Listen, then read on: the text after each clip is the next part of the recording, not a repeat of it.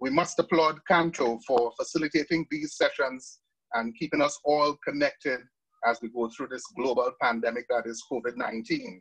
It would certainly have had an effect on us personally in our personal spaces, but we also need to, as an association and as members of this CANTO organization, we need to rally and continue to share the information, the experiences, as we all navigate through what is largely uncharted waters. Our guest this week on CANTO Conversations, Dr. Ronald Walcott. He's the Chief Executive Officer of the Telecommunications Services of Trinidad and Tobago. He's a telecommunications management professional with expertise in operations, financial and strategic management, technology and supply chain management. As CEO, he championed TSTT's focus on leadership development, service transformation, technological innovation, and digital transformation, while also bringing greater focus to the global transformation of TSTT into an agile broadband company. Dr. Walcott earned his Doctor of Business Administration, his DBA, from the North Central University of Arizona, specializing in financial management, where his dissertation was on understanding the most effective strategies to retain customers in highly saturated telecommunications markets. We are very, very happy to have Dr. Walcott with us. The format for today, for the next 45 minutes, we would have Dr. Walcott do his presentation. And again, I'm reminding everyone at that point, we all mute our audio and video so that we don't put too much pressure on our bandwidth. And at the end of the presentation, we would welcome your questions and your contributions based on Dr. Walcott's presentation as well. Please be sure to enter your questions in the Zoom group chat. So having said that, let me officially introduce and welcome Dr. Ronald Walcott. Dr. Walcott, the floor is yours. Thank you, Wendell. And a very pleasant morning to everyone who is online with us today.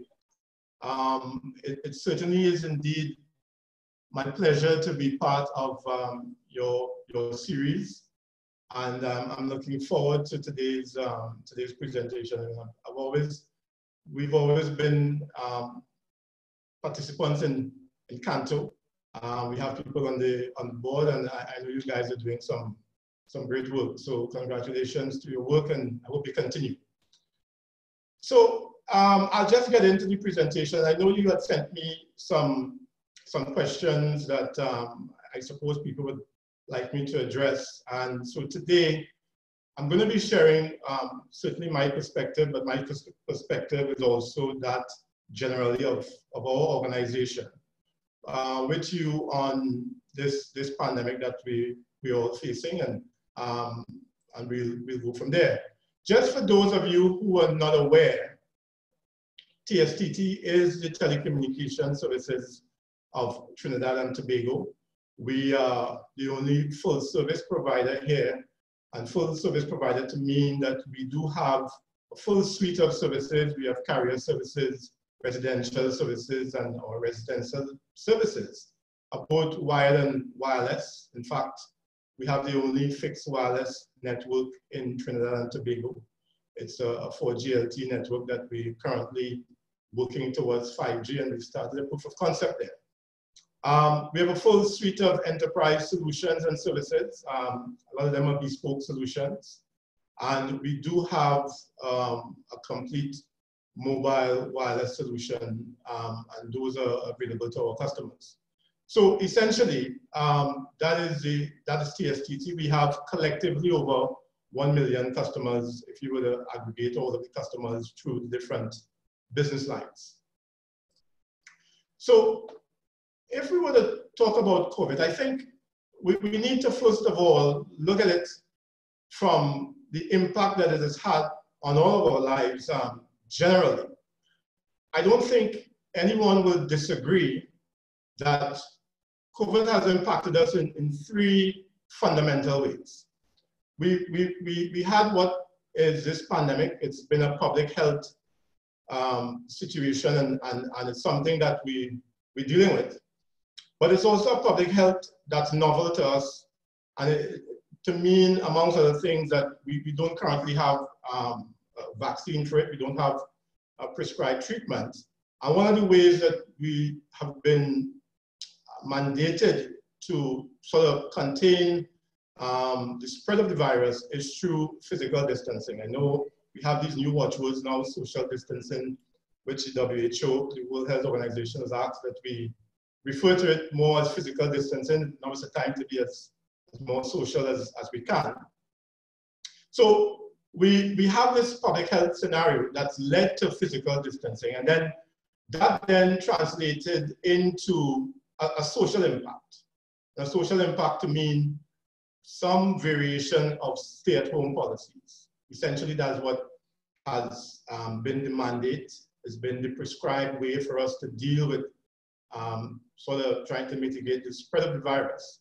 I'll come back to that. And then, because of the social impact that this has had, we then have the resulting economic fallout.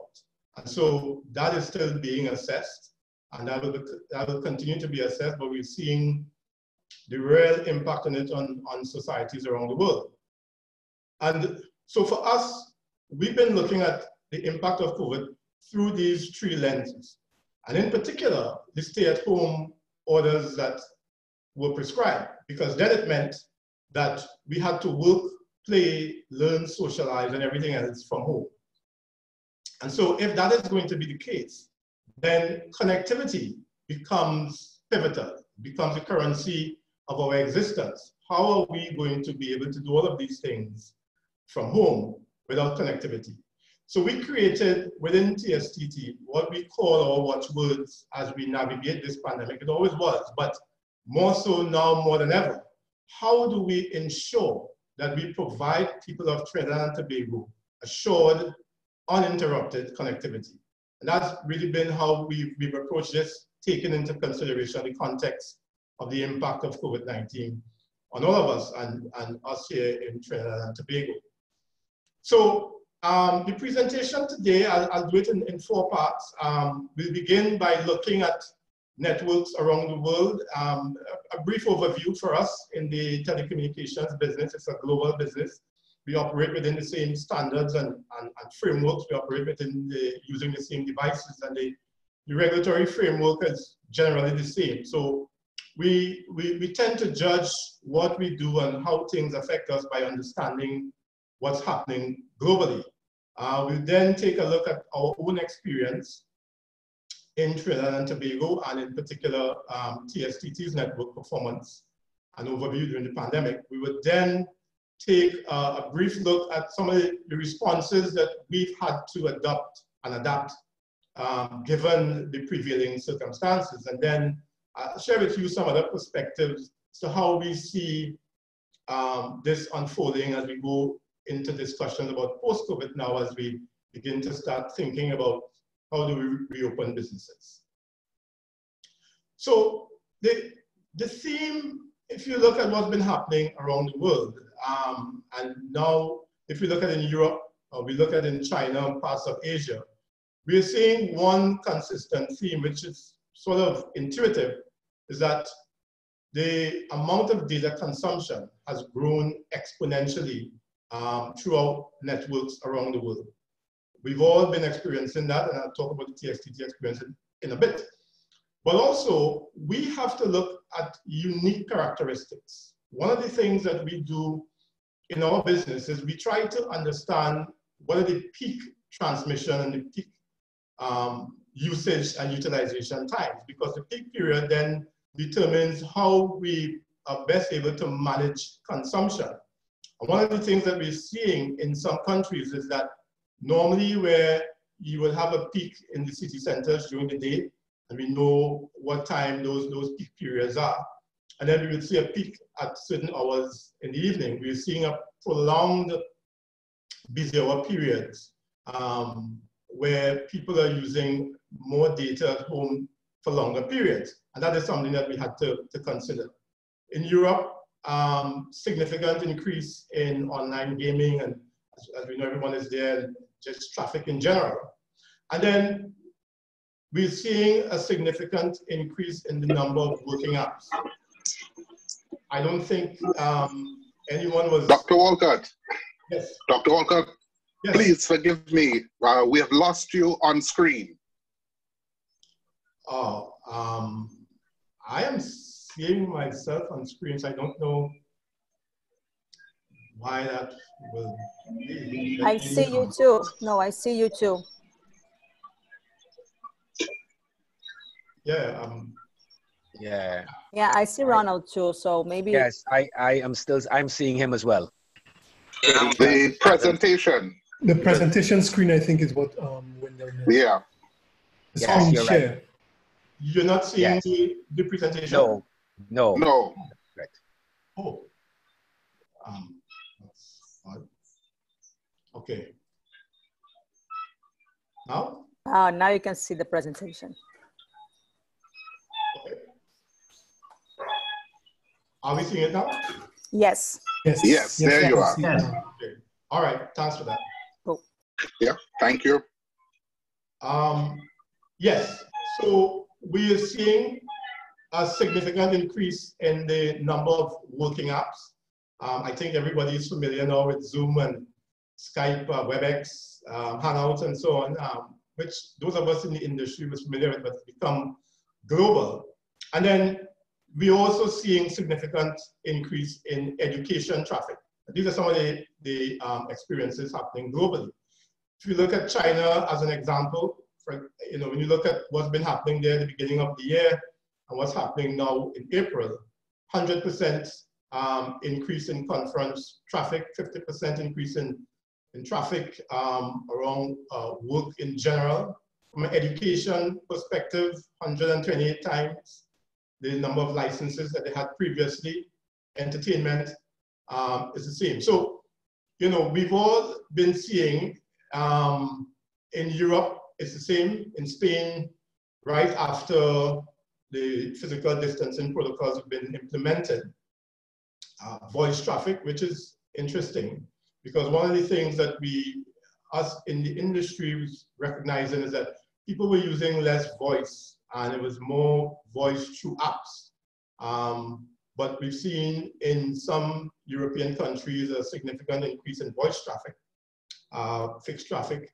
In Italy, similar. And in the US, the same type of movement. So for example, people were using on average around 12 gigabytes on a daily basis. Now we're seeing it up to 15.5, and some of the latest estimates we've seen even as of yesterday has been around 16. What we're also seeing is teens between 13 and 17 using text messaging, something that was sort of going by the wayside. That's become popular again. So we're seeing some transitions in consumer behavior as a result of this, where voice traffic in some regions and even text messaging has resurfaced as ways in which people are communicating with one another. And then in Latin America, similar traffic increases. So a general 20 to 30% increase, whether it's in Argentina, Brazil, in Chile, in Peru. And then we look at our own experience here in Trinidad and Tobago, and us at TSTT in particular. And we're seeing as much as 40% increase in some data throughput traffic. And so understanding that led us to taking a good hard look at our own network. And so I'll get into some of our TSTT experience. So we've been seeing some reduction in mobile data traffic. So these charts here refer to mobile data traffic, UMTS, 3G, 4G, to make it simpler. And we're seeing some reduction, which sort of makes sense because people are generally required to stay at home. So you would expect that some of this movement would just be as a result of decreased mobility. What we are seeing on our wireless residential network is a significant increase in that traffic, where we're closing in on 2 million gigabytes on a weekly basis. We were, significantly below that before. So that allows us to begin to understand the impact that this is having, has had, and continue to do so on our network. This is also very important because one of the things that we consider when we think about throughput traffic for broadband in particular, we tend to think about download traffic. If you're streaming video, you're streaming music, you're downloading files and so on, then it's what's called asymmetrical data throughput because your focus is on the download.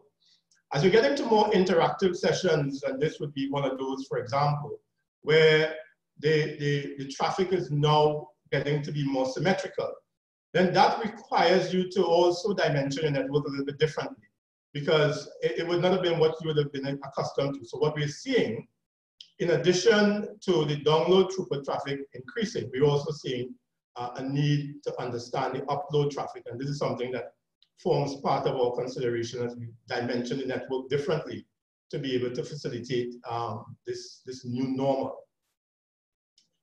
This slide goes into just a little bit more detail. I had mentioned the mobile traffic, and what we did, we went into all of the apps that people use, and we looked to see what we needed to focus our energies behind. So we've seen this general decline in the apps that people use, whether it's Netflix and Google, YouTube, and so on.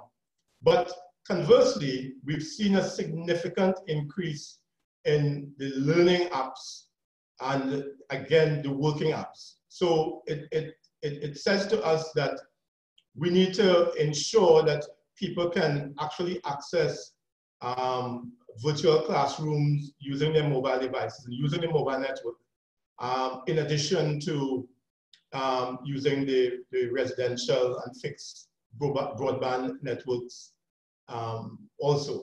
So this has been a significant increase. In fact, we've seen over 100% increase in the traffic and duration of apps such as Hangouts and other VoIP apps. Of course, TikTok has been the prevailing app for short video, and that's a global phenomenon.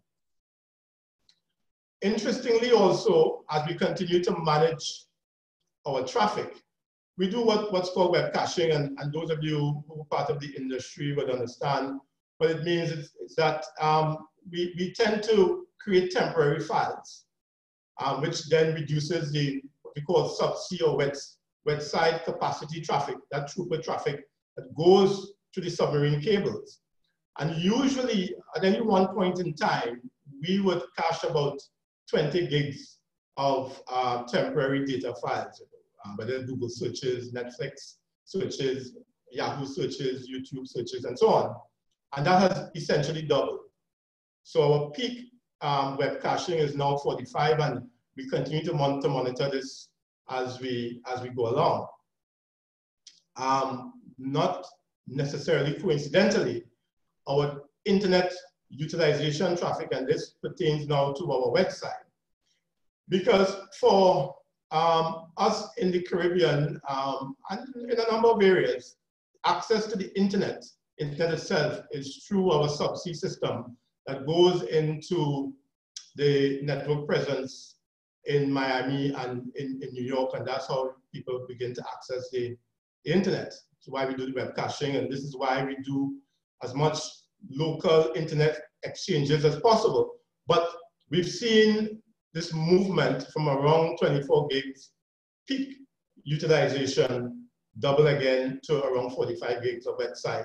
So with any network, you have to look at it straight through from access, which is access from the user's perspective, all the way to the internet itself, and everything in between, because you're as good as whatever is the storage component in that throughput ecosystem. Interestingly for us, as you would have remembered, where we saw some significant increase in voice traffic, our voice traffic has been relatively consistent. So we've not seen a significant increase in the telecommunications voice, but we continue to see additional users of voice apps. So again, just understanding how this is influencing what we do and how we go about managing this new normal. One of the things that I want to say here is that when we did our strategic plan in 2016, we created what we refer to as a primary mandate. And our primary mandate was, and was mentioned in the bio, was how do we transform TSTT from being a 20th century legacy telecommunications company into becoming an agile 21st century broadband communications company. And we spent the last number of years making significant improvements to our telecommunications infrastructure. Now at the time, I was talking about an inflection. The truth is that we are very pleased to be in the situation that we are in today, because although we've seen this significant increase in the throughput traffic, our network has been designed and dimensioned to allow for it. And so that allowed us to match the watchwords that we've established, where we've been able to provide assured, uninterrupted connectivity. And I dare say we have the ability to scale this up further if that's a requirement. And so we're very pleased to be in this situation. And it sort of validates what it is we always knew. We didn't need a pandemic to do that, but nonetheless, this is where we are. So as we look to our own responses now, as you would recall, we tend to look at it, and I imagine everyone looks at it the same way. Our responses have been around, what can we do as TSTT to assist Trinidad and Tobago from a public health perspective? What can we do to ease the economic burden that the stay-at-home policies have brought on us? And what are some of the things that we need to do to influence Trinidad and Tobago, again, from a social impact perspective? And so that formed how we went about understanding the response that we need to make as the corporate citizens, as the only national service provider, as the foundation for connectivity in Trinidad and Tobago. From a health perspective, I mean, I think, and I would be remiss if I didn't also take this opportunity to thank all our frontline workers. One of the things that we did is in our partnership with Huawei and the Chinese ambassador, we facilitated a video conference with health experts from the Shanghai Medical Disease Center, with the health experts here from the Ministry of Health dealing with this pandemic. And I certainly wanted to thank Huawei and the Chinese government for that initiative, and that will continue. That meeting went very well. According to the expert, it was all gibberish to me.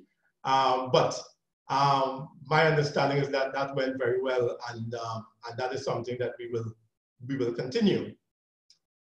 From an economic standpoint, I mean, we've done quite a bit, and we will continue to do so. I won't go into the details of all of this, but we recognize that we have a responsibility to assist.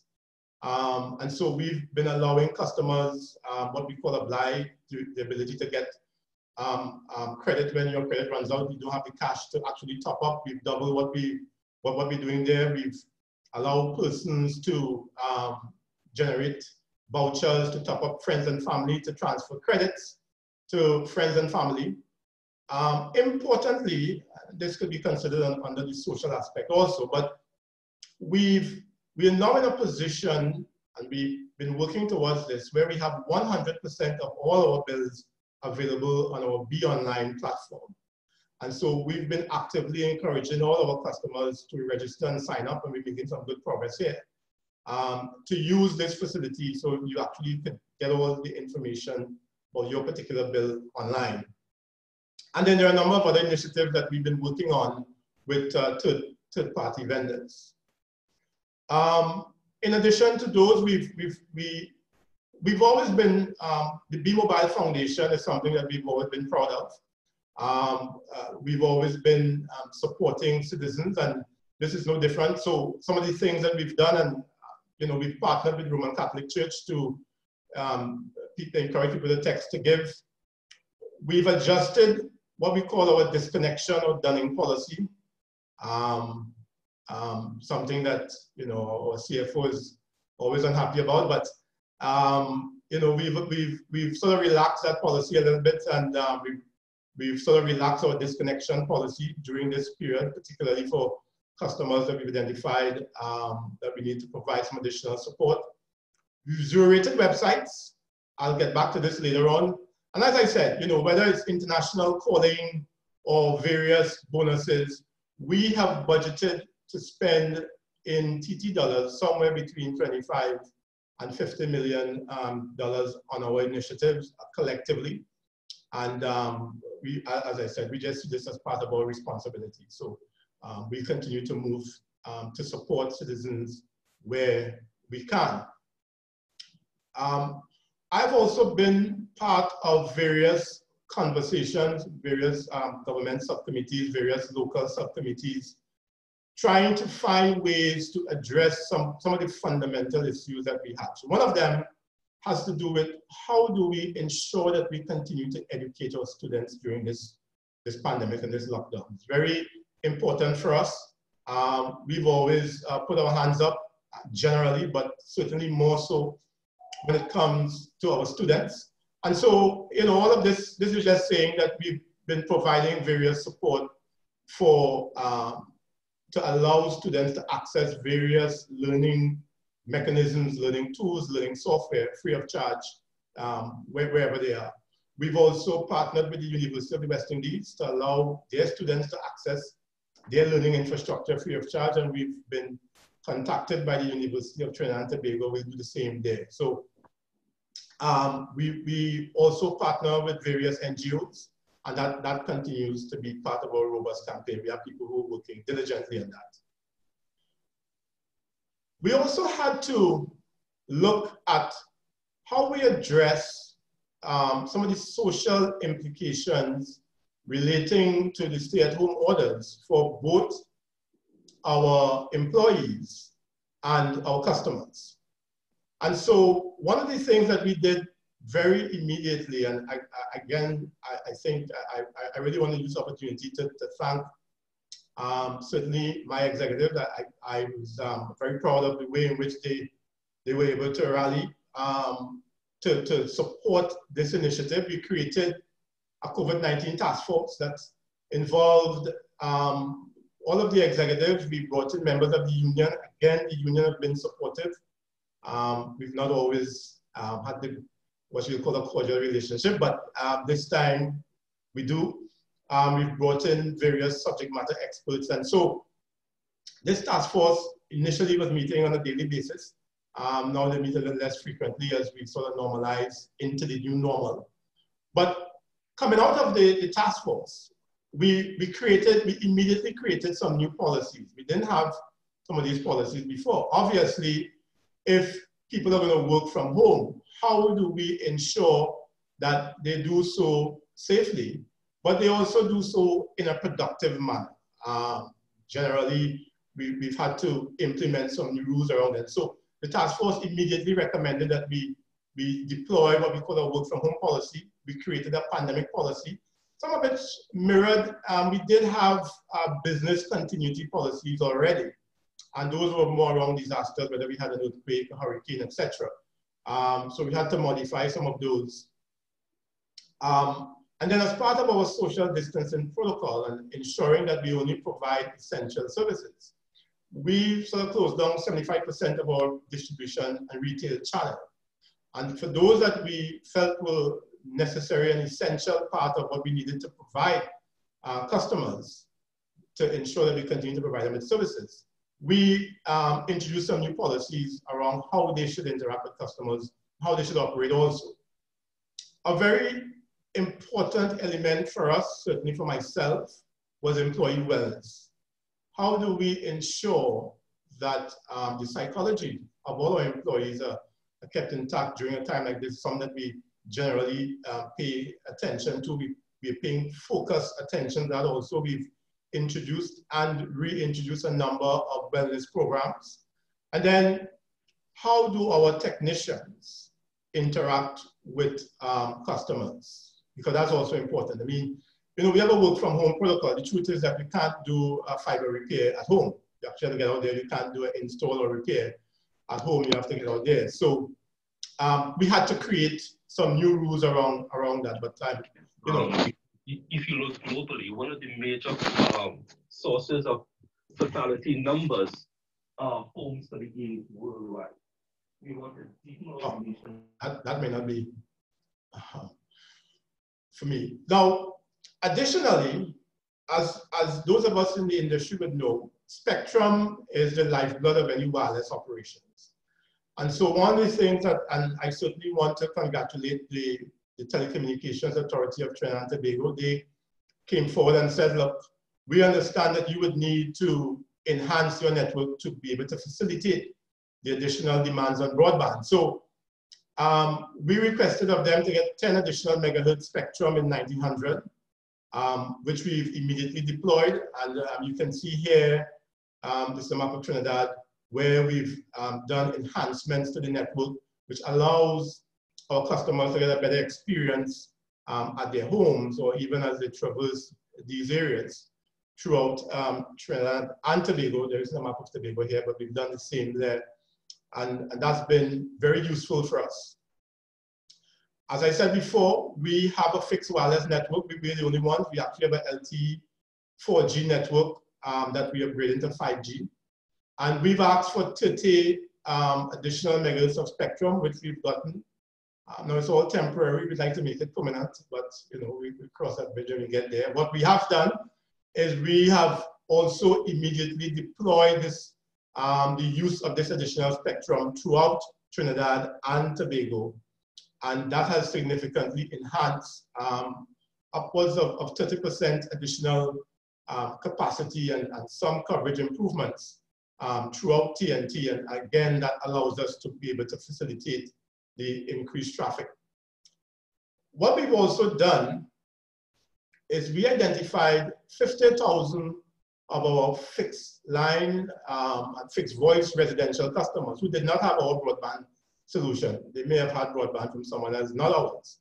And we are looking to give these customers broadband service for free the first 3 months in the first instance. But certainly part of our social construct that we facilitate people operating from home, we see this as being a very instrumental part in our social discourse as it relates not only to what we do, but as I said, how are we able to use what we can do to better enhance the quality of service and connectivity to the people of Trinidad and Tobago.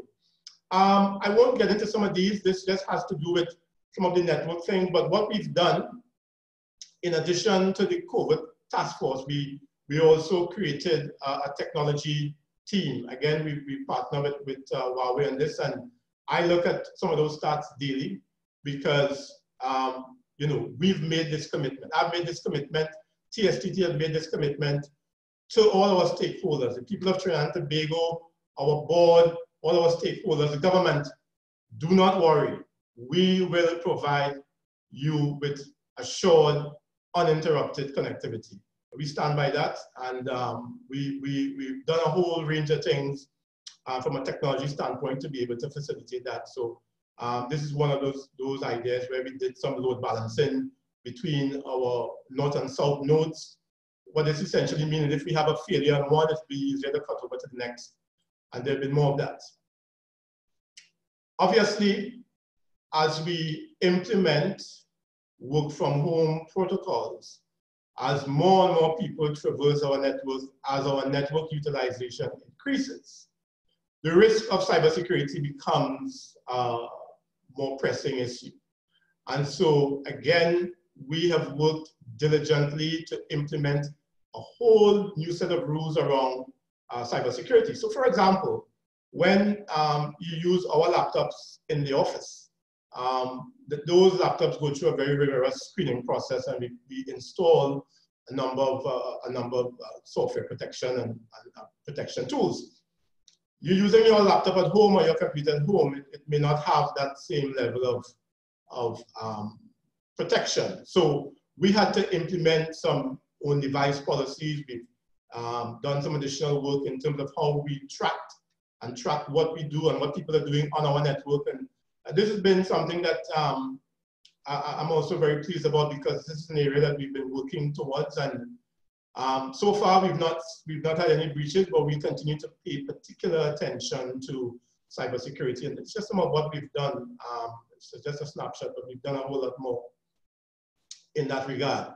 So at a high level, that's been kind of our response to the COVID-19 pandemic. But what are some of the other things that we've had to deal with? And one of them, unfortunately, is this plethora of misinformation. I mean, you know, we're seeing now where Facebook and Google are doing some unique thing, because one of the reasons for the phenomenal success of the internet, Facebook, WhatsApp, YouTube, and so on, it's been unrestricted to some extent. And so we're actually seeing some movements towards trying to now regulate some of this misinformation. So what we've done to assist with this, certainly from a health perspective, we see some dangerous information going around. We've said, guys, look, we've made these websites zero-rated to mean that would not cost you anything to go to the World Health Organization, for example, to verify anything that you've heard of, the Caribbean Public Health Agency, the Pan American Health Agencies, and so on. And we'll continue to treat with that. But this has been one of the things that we've been dealing with. And if you talk about misinformation, the link between 5G and this COVID-19 has been one of those. It's been very unfortunate for us. We've had to deal with it. I personally have had to author position paper for the government. I've had to do one for the board. Thankfully, this has been universally debunked also by agencies such as CANTO, and so we definitely appreciated that. TAT has done a lot of work there. For us in the industry, one of the things that I've communicated to our stakeholders is that public health and radio emissions, the radio frequency emissions, is not a new phenomenon for us. That's you know, I remember when people were talking about whether or not holding a mobile phone to your ear could be carcinogenic at some point. And because of the amount of interest this has generated over the years, radio emissions and public health has been something that's been widely researched and continues to be so. And so one of the things that we do is we operate well within all the standards that we have to. And the regulator, TAT, actually does radio frequency emission tests around power and so on. That's published in the newspaper. We do our own internal tests, and we will continue to do so because it's important. We have a corporate responsibility. You know, I'm saying to folks, listen, we're not going to do, and I think there isn't any operator out there, certainly from the ones that I've interacted with globally, that is going to do anything that we believe is going to be detrimental to any of our stakeholders, including ourselves. So, but this is something that we've had to deal with, and we continue to deal with it. It's not as robust now, but it's still continuing, and it's, we will continue to address this and misinformation in general as we go along. So, two final slides. I wanted to just talk about a little bit, and you know, some of this is TSTT, but some of this is my own perspective as the CEO of TSTT. And, you know, one of the things that I think we can all recognize is that this has affected all of us in some way, shape, or form. But one of the things that that we're looking to do is to understand how can we accelerate digital transformation, because the truth is, digital transformation in and of itself allows for physical distancing, it allows for ease of processes, it allows for remote work and so on. So that is something that that we would continue to aggressively press on, because I think there isn't a better opportunity to so do. We've seen the economic fallout, and this is something that we have to be cognizant of. So the question that we have to ask ourselves as TSTT, and I ask myself, is how can TSTT help to rebuild the country? How can we help to diversify the economy? How can we help to restart? And so those are active considerations. But also, I have also presented in the past conversations around the fourth industrial revolution. And the fourth industrial revolution simply is this confluence of the biological, using different technologies and the technology space to begin to see the world through different lenses. And so the use of 5G, IoT, artificial intelligence, robotics, and so on, to me becomes much more prevalent now than before. And how can we use these technologies to advance what we do? And of course, what this pandemic has done is that it has exposed certain aspects of humanity that we must all reflect on. So finally, how do we accelerate digital transformation? So how we look at it is we're saying that connectivity is at the heart of all of this. How do we build the infrastructure? How do we ensure, if we were to make a bold statement, for example, that says we're going to provide 100% of the population of Trinidad and Tobago broadband access, then if we were to do that, then how will it impact our stakeholders? What are the type of investments that we need to make? What are some of the ecosystems that we need to put in place? Because if you have connectivity as the horizontal, then what are the verticals that can come from there? Whether we're talking about an acceleration of digital wallets, of fintech, of mobile and online banking, the way in which we do digital government, the ease of doing business through that infrastructure, and how we move towards this new digital transformative way becomes much more important. And then what are some of the policies and regulations that we would need to change in order for us to accelerate our digital transformation? And these are conversations that are being had right now. We are part of those conversations, and we will continue to try our best to move TNT in this way. So that's a perspective on TSTT and this pandemic, and I'll take your questions now. Thank you. Thank you very much, Dr. Walcott. I hope you're hearing me. Yes, yes, I am. All right, there we are. Thank you very much. This is where we shall encourage all our participants to submit questions via our chat. But let's get going. We have a couple of questions already in there. So we start at the very top. Is the telecommunications industry prepared or in preparation for a massive failure of large parts of the electrical system across the Caribbean as a result of grid failure, solar flare or flares, electromagnet pulse attack, or any combination of the foregoing?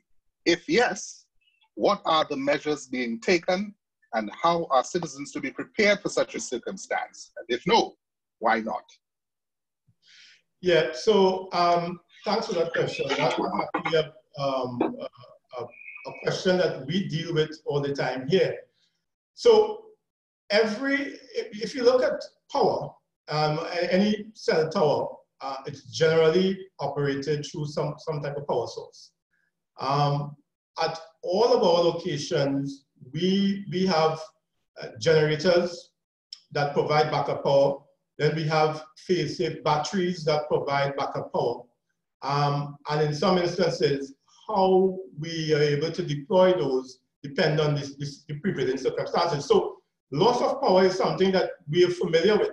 What we've done as part of our remit in trying to assist with our uninterrupted connectivity is we've identified those locations, for example, where we have hospitals, where we have facilities that's actually treating patients.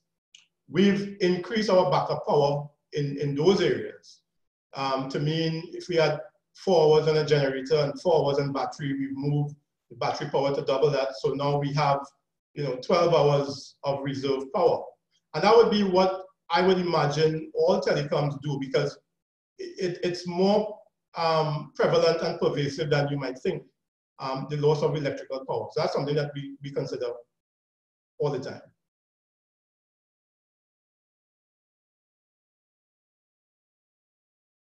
Wendell?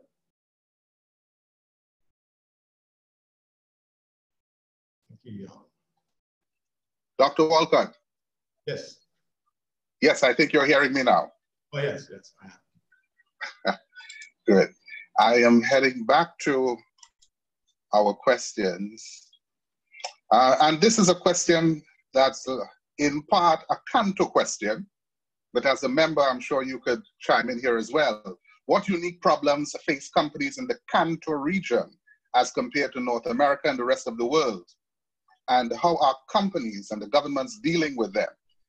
The second part of that question you would have touched on in your presentation. Do you believe that working from home will be the new normal, especially if companies are maintaining efficiency?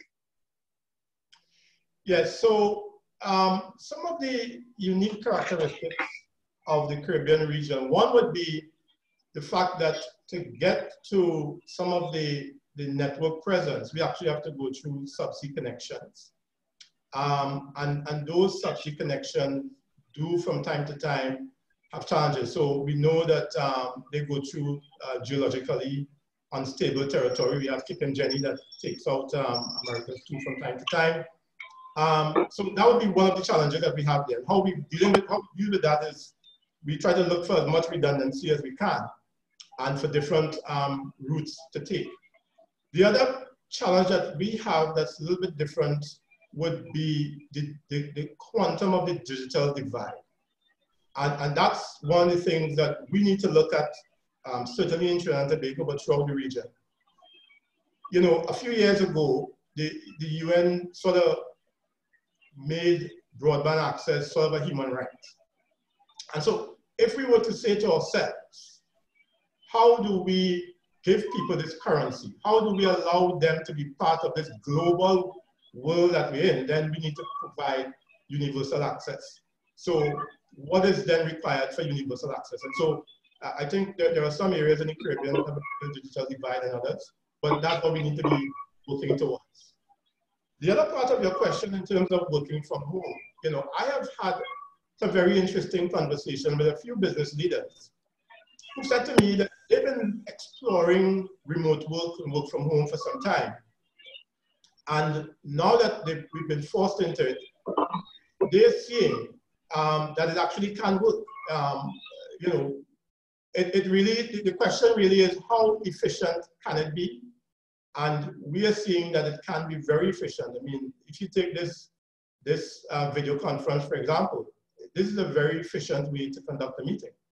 And people are genuinely surprised at the ease at which technology can facilitate some of what we do and the ease at which it can be deployed. So I certainly see as part of the new normal. In any event, it's going to be a requirement for us because until we're at a point where we feel comfortable enough and there's a science that allows us to go back to what we consider to be, normal, I think our focus really should be on going forward, as I've said.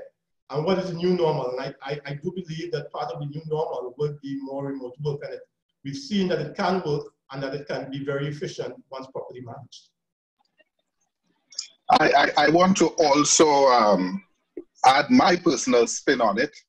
Are we poised, specifically in Trinidad and Tobago, but more so the Caribbean region? Where do you see us standing? Could the new normal, assuming that a vaccine is in place, could the new normal be the old normal? Are we, in terms of infrastructure, will, and certainly from an economic perspective, based on our economic reality now? Are we closer to going forward, or are we closer to trying to recapture what we have just left? Well, I mean, if you ask me what my personal view is, I'll tell you. I said to one of the teams, we ought not to let this opportunity go to waste. We've been presented with this pandemic, and it has tested us in ways that we never thought that we'd be tested. The question then we need to ask ourselves would be, how do we get better from this? So I am never one to subscribe to going back. We need to go forward. And the forward means a new normal. And the new normal has to be one where digital transformation is at the heart of what we do. I don't see any other conversation, my personal view, I don't see any other conversation making sense. We need to go forward. We need to make sure that if we ever faced with any scenario that resembles this, that is a cousin to this, that is remotely resembling anything like this, we are set in the right way. I don't think it's that far, certainly for us here in Trinidad and Tobago. If you look at our population coverage, between all the operators, we have more than 90% of Trinidad and Tobago covered with broadband availability. So what we need to talk about is access, affordability, rules and regulations to move this forward. Thank you. A very special welcome, those of you who have joined us along the way. And again, I remind all the participants, should you have a question, please leave the question in the chat and I will get to them. Dr. Walcott, I'm holding on to you for a few minutes longer. I want to get through all the questions that have been posed. Absolutely. We have here, how has COVID-19 affected TSTT? Sorry? No, I'm listening. Okay, great. Yes, the question, how has COVID-19 affected TSTT, and what has TSTT been doing to ensure that your critical communications infrastructure remains working during this pandemic? There's a third question in there. How is TSTT's infrastructure handling the increased traffic and strain at this time? And how are you promoting the responsible use of these resources by the general public? Yeah, so maybe some folks, as you would have mentioned, when they were coming a little bit late, but we did go into some detail around the fact. But at a very high level, when we redesigned our network in 2016, we said we need to make it as virtual as possible, and we need to make it scalable as possible. And that is what we did.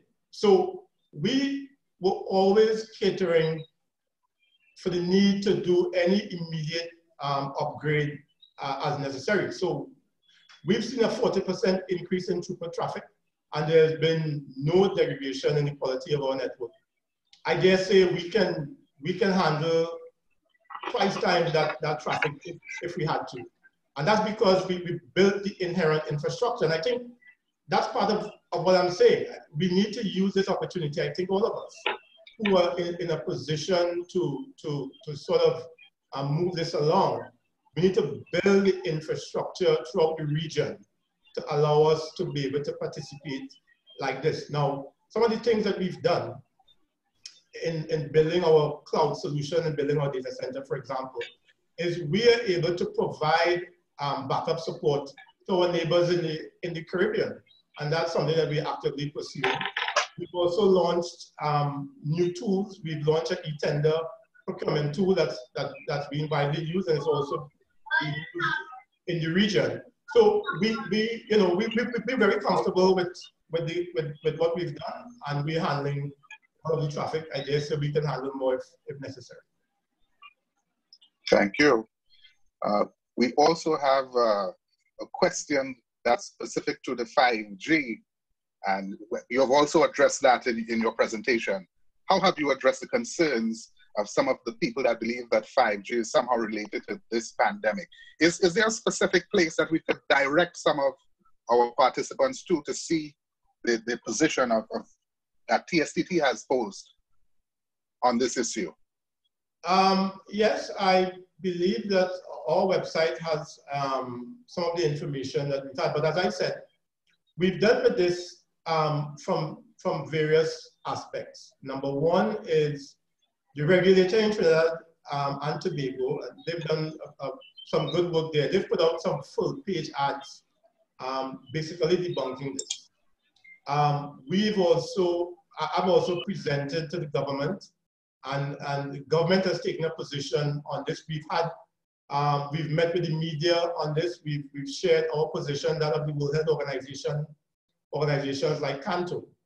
And I was also saying as part of my presentation is that telecommunications, particularly radio emissions and radio emission frequencies, and public health is not a new conversation for us. It's probably a little more pronounced now because of the prevailing pandemic, but it's not new for us, and it's something that we've been dealing with for quite some time. But one of the things that emerged from this was the amount of research that has gone into this, and so we're pretty comfortable that we can handle this particular bit of misinformation and move forward.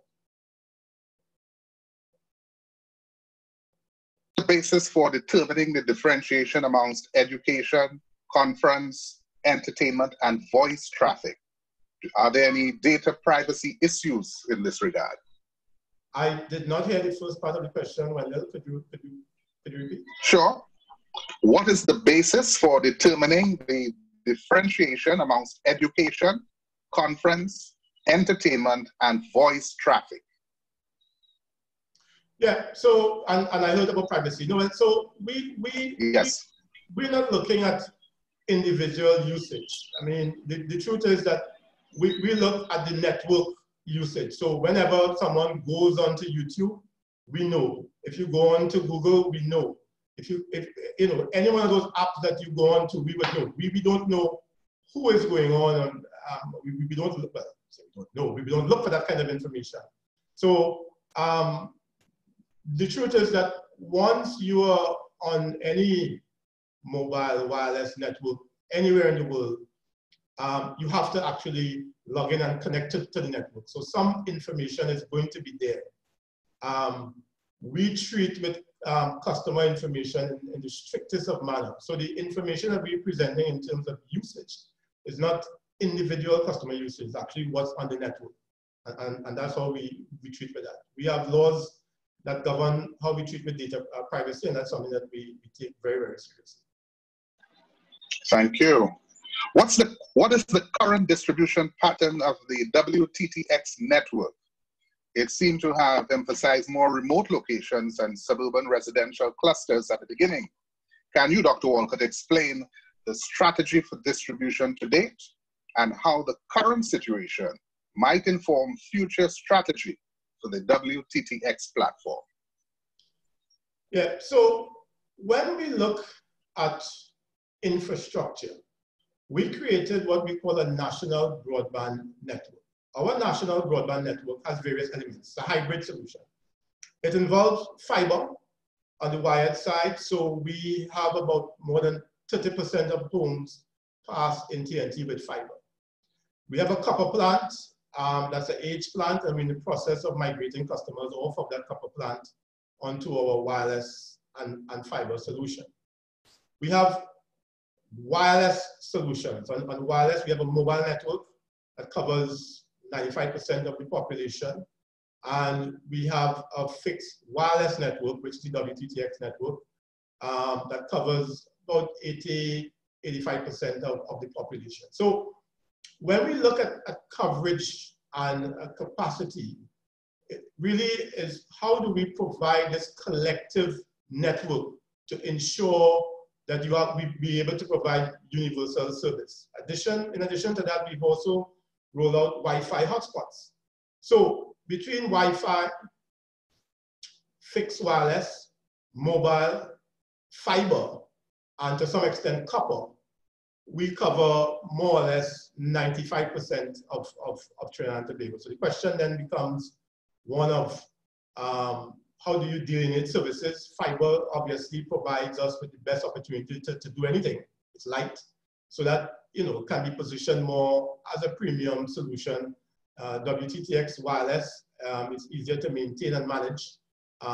We can look at certainly more remote areas to do so. In terms of universal access though, that is something that we have to work with the regulator, with the government on, because it does require us changing some of the business rules to be able to facilitate access on the edge of the network, which is sometimes commercially challenging.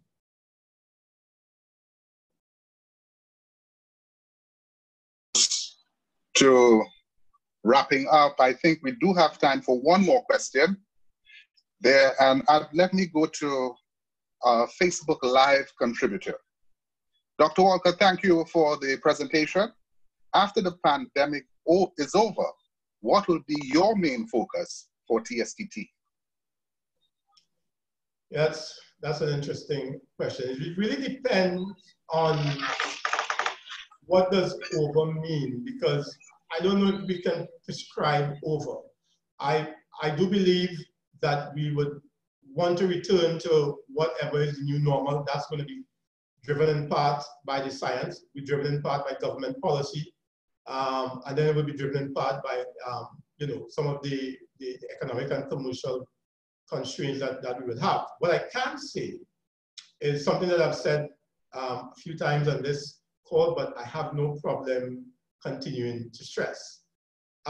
So we are looking at our intently at our remote work policy, because the truth is that with some movement around efficiency, we can certainly explore in a little bit more deliberate way more remote work. And so what will that mean for infrastructure? What would it mean for building? What would it mean for how we operate? Is something that we'll have to consider. So really, it really depends on how all of this unfolds over time. But our focus is always going to be on providing Trinidad and Tobago with assured, uninterrupted connectivity for all.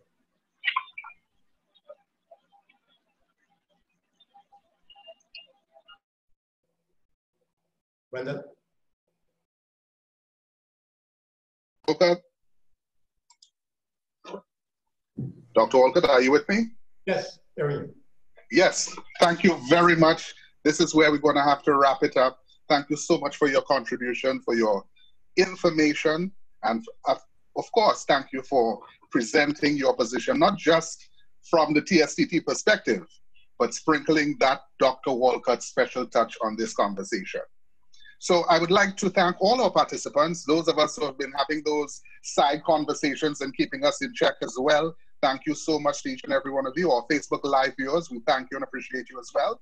Join us for the next CANTO conversation. That's on Tuesday, the 5th of May, where we'll be hearing a bit of Cuba's perspective during COVID-19. Our guest then, Kevin Castro Rodriguez, is the O&M Director, Vice President of Network Operations at ITEXA. So we have our next CANTO conversation on Tuesday, the 5th of May. Once again, Dr. Walcott, thank you so much. And to each and every one of us, please stay home, stay safe, and stay connected. Thank you very much. Thank you.